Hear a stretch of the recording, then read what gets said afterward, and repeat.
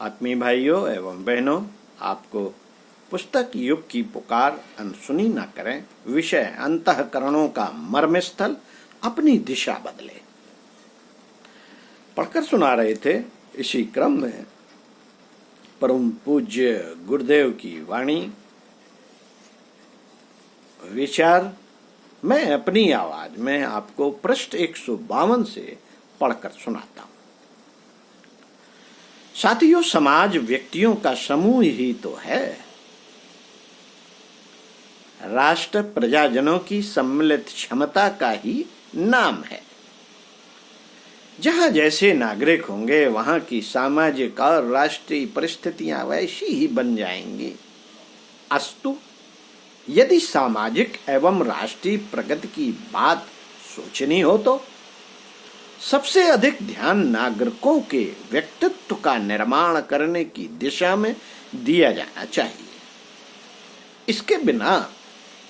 इसके बिना बालू की दीवार की तरह निर्माण के लिए किए गए सारे प्रयत्न बात की बात में ढह जाएंगे। दुर्बल चरित्र और निकृष्ट मनोवृत्ति के मनुष्य कोई ऊंचा काम कर सकना तो दूर, अपने पैरों आप खड़े नहीं रह सकते, और जिनके साथ रहते हैं उन्हें चैन से नहीं रहने दे सकते। जो स्वयं ही समस्या बने हुए हैं, वे दूसरों की समस्या क्या हल करेंगे? जो स्वयं खड़े नहीं रह सकते, वे राष्ट्र को क्या उठाएंगे? जिनका मुंह खुद ही काला हो रहा है, वे देश का मुख उज्जवल कैसे करेंगे?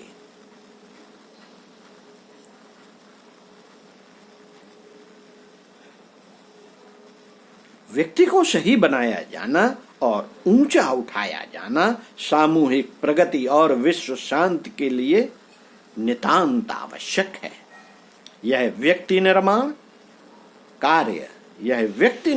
कार्य धन के अभिवर्धन, सुविधाओं के आधिक्य, शिक्षा के बाहुल्य, शरीर के परिपोषण अथवा पदवी प्राप्त करने के आधार पर नहीं,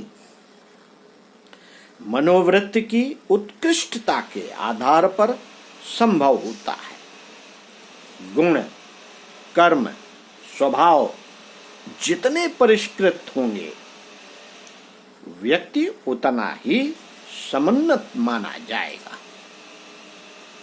साथियों, यह विशेषताएं अनायास ही नहीं उपज पड़ती। इनके मूल में उत्कृष्ट अभिलाषा एवं प्रखर अभिरुचि की आवश्यकता होती है। चाहने को तो लोग न जाने क्या क्या चाहते रहते हैं, सोचने को तो न जाने क्या क्या सोचते रहते हैं, पर उन्हें शेख चिल्ली के सपने मात्र ही कहा जा सकता है। कामनाओं और कल्पनाओं से दिल बहलाया जा सकता है, पर प्रयोजन कुछ भी सिद्ध नहीं हो सकता।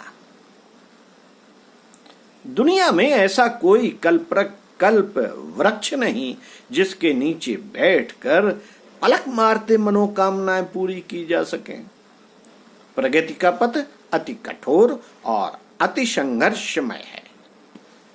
उस पर केवल साहसी, धैर्यवान और मनुष्य ही चल सकते हैं, जो जरा सी सुविधा मिलने पर अहंकार से उन्मत्त हो उठते हैं और जरा सी असफलता मिलने या कठिनाई आने पर निराशा के गर्त में गिरकर सिर धुनने और रोने चिल्लाने लगते हैं।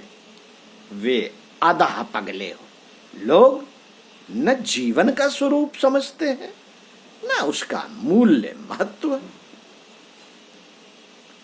जीवन संघर्ष का ही दूसरा नाम है। प्रगति प्रबल प्रयत्नों पर निर्भर है।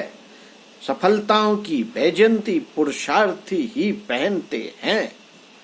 मुसीबतों में हंसते रहते और सघन अंधकार में उज्जवल भविष्य की आशा किरणें ढूंढना जिनकी प्रवृत्ति में सम्मिलित है, उन्हीं को सच्चे अर्थों में प्रतिभाशाली, प्रखर व्यक्तित्व संपन्न कहा जा सकता है।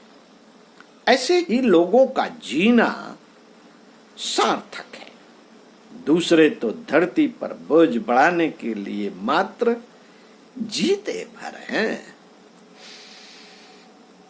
विकासवान व्यक्तित्व की आधारशिला मनुष्य की आंतरिक अभिलाषाओं और आकांक्षाओं के ऊपर निर्भर रहती है। वस्तुतः यही केंद्र बिंदु वह सार तत्व है जिसे अहम, ईगो, व्यक्तित्व या अध्यात्म कहते हैं। मनुष्य वस्तुतः है क्या?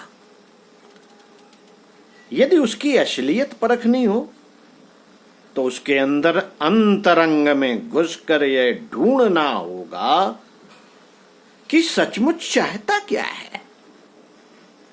सामाजिक दबाव या लोकलाज के कारण बहुधा बाहर से वह प्रदर्शित किया जाता है, वह कहा जाता है जो सामाजिक सम्मान बना रहे। वास्तविक इच्छाएं कई बार इस बाह्य प्रदर्शन से सर्वथा प्रतिकूल होती है। कथनी और करनी का अंतर अक्सर नेताओं, धर्म ध्वजियों और दूसरे ख्यातिनामा व्यक्तियों में देखा जाता है।